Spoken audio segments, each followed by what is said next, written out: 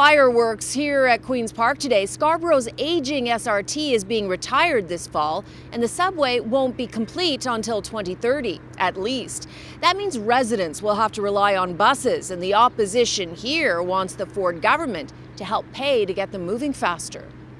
Will this government commit to funding an adequate replacement service for the people of Scarborough? I called Scarborough the forgotten city until this party, the PC party, came into office.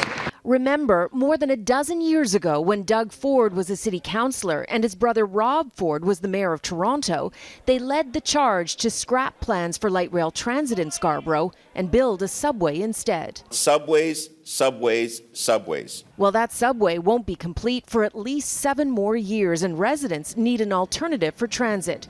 According to transit advocates, a dedicated busway on the same path as the SRT would be 10 minutes faster than bus lanes. But it could take years to complete and cost about $60 million, money the city doesn't have. The Premier today gave no indication the province would chip in. We're tunneling a Scarborough subway, but not only that, we're going to continue expanding the Scarborough subway right across Scarborough to make sure the 630,000 people finally have a voice after decades of being ignored. Order. The other big issue at Queen's Park today is the ongoing controversy over the Ford government's decision to open up parts of the Greenbelt for housing.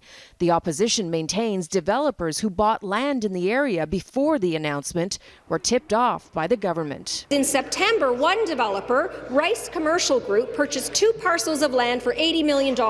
Parcels of land that could not be developed because they were fully in the Greenbelt.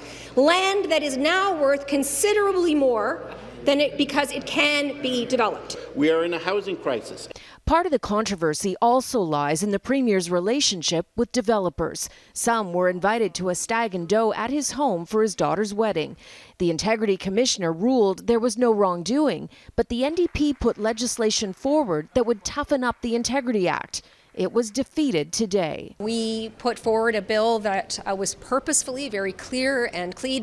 It does only what the conditions that are currently in place for federal MPs and Ontario public servants. And it's really astonishing to me that the government does not want to be held to the same standard.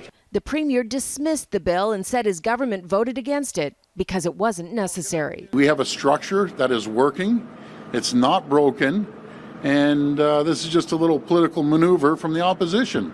We're going to continue moving forward.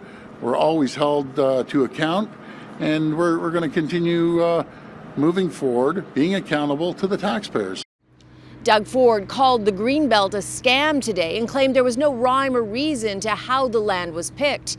The Integrity Commissioner and the Auditor General are both investigating to see if there was any wrongdoing. The Premier said he will work with them.